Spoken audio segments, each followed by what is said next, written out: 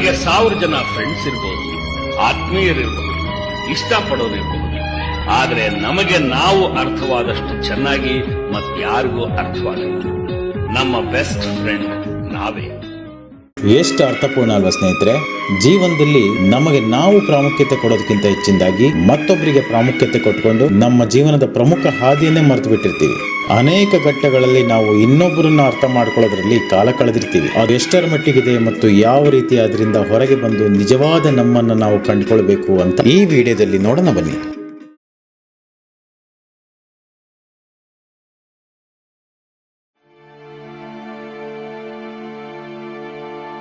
ಯಾರಿಗೂ ನಾವು 100% ಅಲ್ಲ. ನಿನ್ನ ಬಿಟ್ಟು ಬಾಳೋಕೆ ಸಾಧ್ಯನೇ ಇಲ್ಲ ಅನ್ನೋ ಬಾಳ ಸಂಗಾತಿ ನಿಮ್ಮ ಮೇಲೆ ಎಷ್ಟೇ ಪ್ರೀತಿ ಇದ್ರೂ ನಿಮ್ಮ ಜೊತೆ ಕಳೆಯೋದು ದಿನದ ಕೆಲವು ಗಂಟೆಗಳಷ್ಟೇ. ಹೆತ್ತ ತಂದೆ ತಾಯಿ ಹೊತ್ತು ಕಳೆಯೋ ತನಕ, ಮಕ್ಕಳು ಶಾಲೆಗೆ ಹೊರಡುವ ತನಕ, ರಾತ್ರಿ ನಿದ್ರೆಗೆ ಜಾರುವ ತನಕ, ದಿನದ 24 ಗಂಟೆ ನಿಮ್ಮೊಂದಿಗೆ ಇದ್ದು ನಿಮ್ಮ ಎಲ್ಲಾ ಕಷ್ಟ ಸುಖ ಮತ್ತು ಆಗು ಹೋಗುಗಳಿಗೆ ಕಿಂಚಿತ್ತೂ ವಿರಾಮ ತೆಗೆದುಕೊಳ್ಳದೆ ನಿಮಗಾಗಿ ನಿಮ್ಮೊಂದಿಗೆ ಸದಾ ಇರುವ ಏಕೈಕ ವ್ಯಕ್ತಿ ಅಂದ್ರೆ ಬೇರೆ ಯಾರೂ ಅಲ್ಲ, ಅದು ಕೇವಲ ನೀವು ಮಾತ್ರ. ನಾನು ಇದನ್ನು ನಿಭಾಯಿಸಲು ಸಾಧ್ಯವಿಲ್ಲ ಎನ್ನುವ ಆತಂಕವನ್ನು ಹೋಗಲಾಡಿಸಿ ನನ್ನಿಂದ ಏನು ಬೇಕಾದ್ರೂ ಸಾಧ್ಯ ಎಂದೆನಿಸುವ ಏಕೈಕ ವ್ಯಕ್ತಿ ಅಂದ್ರೆ ಅದು ನಿಮಗೆ ನೀವು ಮಾತ್ರ. ಎಷ್ಟೇ ತ್ಯಾಗವನ್ನು ಮಾಡಿ ಏನನ್ನೇ ತಂದೊದಗಿಸಿದ್ರೂ ಒಂದಿಷ್ಟಾದ್ರೂ ಅತೃಪ್ತ ಭಾವ ವ್ಯಕ್ತಪಡಿಸುವ ಮತ್ತೊಬ್ಬರಿಗೆ ಕೊಡುವ ಅರ್ಧದಷ್ಟು ಸಮಯ ಮತ್ತು ಪ್ರಾಮುಖ್ಯತೆ ನಿಮಗೆ ನೀವು ಕೊಟ್ರೆ ಈ ಭೂಮಿಯಲ್ಲಿ ಮಾನವರಾಗಿ ಸೃಷ್ಟಿಯಾಗಿದ್ದಕ್ಕೂ ಒಂದಿಷ್ಟು ಸಾರ್ಥಕ ಬದುಕನ್ನು ಕಾಣಬಹುದಲ್ವ ಸ್ನೇಹಿತರೆ?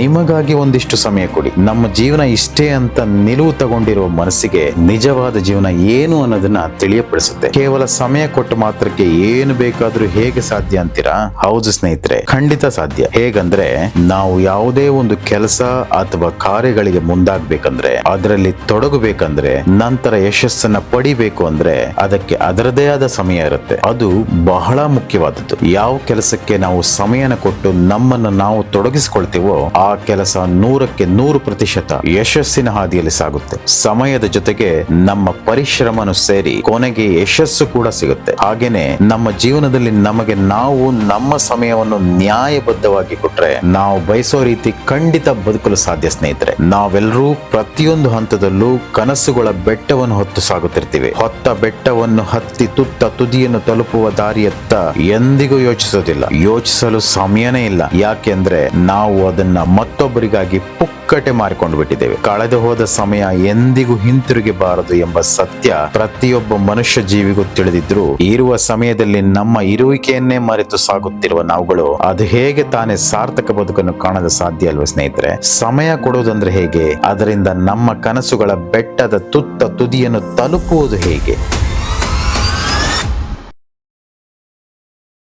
ನಮಗೆ ಪ್ರತಿನಿತ್ಯ ಇರೋದು 24 ಗಂಟೆಗಳು ಮಾತ್ರ. ಆ 24 ಗಂಟೆಗಳು ಪ್ರತಿನಿತ್ಯವೂ ಒಂದೇ ರೀತಿಯದ್ದಾಗಿರುತ್ತೆ. ಏನು ಬದಲಾವಣೆ ಇಲ್ಲ. ಆದ್ರೂ ನಾವು ನಮ್ಮ ಇಟ್ಟ ಗುರಿಯನ್ನು ತಲುಪಲು ಬೇಕಾದ ಸಮಯವನ್ನು ನಾಳೆ ಎಂಬ ಅಗೋಚರ ಮಾಯಕಾರನಿಗೆ ಮಾರಿಬಿಟ್ಟಿದ್ದೇವೆ. ಹಿಂದಿನಿಂದ ಒಂದು ಮಾತಿದೆ, ನಾಳೆಯ ಕೆಲಸವನ್ನು ಇಂದು ಮಾಡು, ಇಂದು ಮಾಡಬೇಕಿರುವ ಕೆಲಸವನ್ನು ಈಗಲೇ ಮಾಡು ಅಂತ. ನಾವು ಅದರ ಬದಲು ಇಂದಿನ ಕೆಲಸವನ್ನು ಸಹ ನಾಳೆಗೆ ಮುಂದೂಡುತ್ತೇವೆ. ಯಾಕೆಂದ್ರೆ ಇಂದು ನಮ್ಮೊಡನಿರುವ ಸಮಯ ಮತ್ತೊಬ್ಬರಿಗಾಗಿ ಸಾಲೋದಿಲ್ಲ. ಇನ್ನು ನಮಗಾಗಿ ಸಮಯ ಎಲ್ಲಿದೆ ಅಂತ ನಮ್ಮ ಪ್ರತಿನಿತ್ಯದ ಪ್ರೋಕ್ರಾಸ್ಟಿನೇಷನ್ ಚಾರ್ಟ್ ಒಂದು ನಮಗರಿವಿಲ್ಲದೇನೆ ತಯಾರಾಗ್ಬಿಟ್ಟಿರುತ್ತೆ. ಕೈಗಟ್ಟಿದ ಬೀಸಣಿಕೆಯ ಚಾಮರದಂತೆ ಮತ್ತೊಬ್ಬರ ದಣಿವರಿಸಲು ತಯಾರಾಗಿ ಬಿಟ್ಟಿರ್ತೇವೆ. ನೋಡ್ತಾ ನೋಡ್ತಾ ಇವತ್ತು ನೆನ್ನೆ ಆಗುತ್ತೆ, ನೆನ್ನೆ ಮೊನ್ನೆ ಆಗುತ್ತೆ, ಮೊನ್ನೆ ಮಾಸಿಯೇ ಹೋಗುತ್ತೆ. ಇಷ್ಟೆಲ್ಲ ಮಾಸಿ ಹೋದ ದಿನಗಳ ಕೆದುಕಿದರೆ ಸಿಗೋದು ಬರೀ ಕೆಂಡವಾರಿದ ಮಸಿ ಮಾತ್ರ ಅಲ್ವಾ ಸ್ನೇಹಿತರೆ? ಕಮಿಟ್ಮೆಂಟ್ ಅಂತನೋ, ಜವಾಬ್ದಾರಿ ಅಂತನೋ, ನಮ್ಮ ಕರ್ತವ್ಯ ಅಂತನೋ ದಿನದಲ್ಲಿ ಒಂದಿಷ್ಟು ಸಮಯನ ಮತ್ತೊಬ್ಬರಿಗಾಗಿ ಕೊಡೋದು ತಪ್ಪಲ್ಲ. ಆದ್ರೆ ಅದರ ಜೊತೆಯಲ್ಲೇ ನಮಗಾಗಿ ನಾವು ಕೊಡಬೇಕಾಗಿರುವಂತ ಸಮಯನ ಅಲ್ಲೇ ಎಲ್ಲೋ ಮರೆತು ಬಿಟ್ಟು ಬಂದಿರ್ತೀವಿ. ಅದು ಹುಡುಕಿದ್ರೆ ಕಾಣಬಹುದು, ಆದ್ರೆ ಎಂದಿಗೂ ನಮ್ಮದಾಗಿ ಕೈಗೆ ಸಿಗಲ್ಲ. ಧೃತಿಗೆಡಬೇಡಿ. ಅಷ್ಟಕ್ಕೆ ಮಾತ್ರ ನಮ್ಮ ಜೀವನ ಇಷ್ಟೇ ಅಂತಲ್ಲ. ಇನ್ನುಳಿದ ಒಂದಿಷ್ಟು ಸಮಯವನ್ನ ಕೆಲಸ, ಮನೆ, ಜೀವನ ಸಂಗಾತಿ, ಮಕ್ಕಳು, ತಂದೆ ತಾಯಿ, ನೆರೆಹೊರೆಯವರು, ಸ್ನೇಹಿತರು, ಅವರು ಇವರು ಅಂತ ಪೂರ್ತಿಯಾಗಿಸದೆ ಒಂದಿಷ್ಟು ನಮ್ಮೊಳಗೆ ನಮ್ಮನ್ನು ಕಂಡು ನಮಗಾಗಿ ಇರುವಂತ ಜೀವನವನ್ನು ಪೂರ್ತಿಯಾಗಿಸಿಕೊಂಡು ಸಾರ್ಥಕಗೊಳಿಸಿಕೊಳ್ಳುವುದಕ್ಕೆ ಒಂದಿಷ್ಟು ಸಮಯವನ್ನು ಕೊಡೋಣ. ಕೊಟ್ಟು ಕನಸಿನ ಬೆಟ್ಟವನ್ನೇರಲು ಶ್ರಮಿಸೋಣ. ಹಾಗೇನೆ ತುಂಬಾ ಯೋಚನೆ ಮಾಡಬೇಡಿ, ಯಾಕೆಂದ್ರೆ ನಿನ್ನೆ ನಮ್ಮ ಕೈ ಜಾರೋಗಿದೆ, ನಾಳೆ ಇನ್ನೂ ಬಂದಿಲ್ಲ, ಹೇಗಿರುತ್ತೆ ಅಂತಾನೂ ಗೊತ್ತಿಲ್ಲ. ನಮ್ಮ ಕೈಲಿರೋದು ಇವತ್ತು ಮಾತ್ರ. ಈ ಕ್ಷಣ ನಿಮ್ಮದು, ನಿಮಗಾಗಿ ನೀವು ಪಡೆದಿರುವಂತದ್ದು. ಇಲ್ಲಿ ಹಿಂದಿನ ಯಾವ ಚಿಂತೆ ಇಲ್ಲ, ಮುಂದಿನ ಭಯ ಇಲ್ಲ, ಅಥವಾ ಇವೆರಡರ ನಡುವಿನ ಆತಂಕ ಕೂಡ ಇಲ್ಲ. ಇದಾವುದು ಇಲ್ಲದಿರುವಂತಹ ನಿಮ್ಮ ಮನಸ್ಸು ಕಲುಷಿತವಿಲ್ಲದೆ ತಿಳಿಯಾಗಿರುತ್ತೆ. ನಿಮಗಿಷ್ಟವಾದ ಗುರಿಯನ್ನು ಇಟ್ಟುಕೊಂಡು ಮುಂದೆ ಹೊರಟ್ರೆ ಸರಿಯಾದ ದಾರಿನೇ ತೋರಿಸುತ್ತೆ. ಹೆಜ್ಜೆ ಇಟ್ಟು ನಡೆಯೋಕೆ, ನಡಿತಾ ಓಡೋಕೆ ನಾವು ರೆಡಿ ಇರಬೇಕು ಅಷ್ಟೇ. ಎಲ್ಲರಲ್ಲೂ ತಪ್ಪನ್ನ ಹುಡುಕೋಕೆ ನಿಮ್ಮ ಬುದ್ಧಿಯನ್ನ ಖರ್ಚು ಮಾಡಬೇಡಿ. ಇನ್ಯಾರನ್ನೋ ಬ್ಲೇಮ್ ಮಾಡ್ತಾ ನಿಮ್ಮ ಸಮಯನ ವ್ಯರ್ಥ ಮಾಡಬೇಡಿ.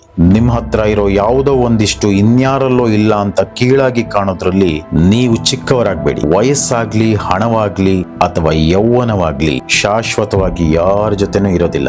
ನಿಮ್ಮ ಬಳಿ ಇರೋದನ್ನ ಇರುವಿಕೆಯಲ್ಲಿ ಸರಿಯಾದ ದಾರಿಯಲ್ಲಿ ಉಪಯೋಗಿಸ್ಕೊಳ್ಳಿ. ಬರುವ ದಾರಿ ಖಂಡಿತ ನಿಮ್ಮ ಗುರಿ ತಲುಪಿಸುತ್ತೆ. ಸೂರ್ಯನಾಗ್ಲಿ, ಚಂದ್ರನಾಗ್ಲಿ 24 ಗಂಟೆ ಇರ್ಲಿಕ್ಕಾಗಲ್ಲ. ಆದ್ರೆ ಅವರ ಸಮಯ ಬಂದಾಗ ಅವರಿಲ್ದೆ ಜಗತ್ತು ಸಾಗಲ್ಲ. ಜಗತ್ತಿಗೆ ಬೇಕಾಗಿರೋದು ಬೆಳಕೆ ಹೊರತು ಕತ್ತಲಲ್ಲ. ನೀವೊಂದು ಬೆಳಕಾಗಿ ಮುನ್ನಡೆದ್ರೆ ಜಗತ್ತು ಖಂಡಿತ ನಿಮ್ಮ ಹಿಂದೆ ನಿಮಗಾಗಿ ಹೆಜ್ಜೆ ಹಾಕುತ್ತೆ. ಕತ್ತಲಲ್ಲೇ ನಡಿಬೇಕು ಅಂತಿರೋರು ನಡಿಲಿ ಬಿಡಿ. ಮುಳ್ಳನ್ನ ತಮ್ಮ ಮೈ ಗಂಟಿಸಿಕೊಂಡು ಹೂವನ್ನ ಹಿಸುಕಿ ಹಾಕುವ ಮನಸ್ಸಿನವರು ಅದೇ ದಾರಿಯಲ್ಲಿ ಸಾಗ್ಲಿ ಬಿಡಿ.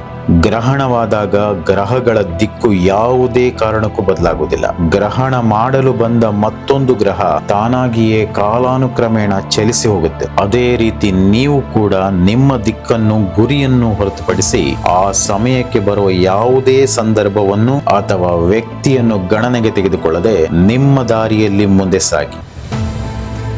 ಯಶಸ್ಸು ಸದಾ ನಿಮ್ಮದೇ, ನಿಮ್ಮೊಂದಿಗೆ ನಿಮಗಾಗಿಯೇ ಕಾದಿರಿಸಲಾಗಿರುತ್ತೆ. ಸ್ನೇಹಿತರೆ, ಎಚ್ಚರಗೊಳ್ಳಿ, ಎದ್ದೇಳಿ, ಹೆಜ್ಜೆ ಇಡಿ, ಮುಂದಕ್ಕೆ ಸಾಗಿ. ಗುರಿಯೊಂದೇ ನಿಮ್ಮ ಮನದ ಧ್ವನಿಯಾಗಲಿ, ಪ್ರತಿಧ್ವನಿಯಾಗಲಿ. ಆಲ್ ದ ಬೆಸ್ಟ್ ಸ್ನೇಹಿತರೆ. Have A great path ahead.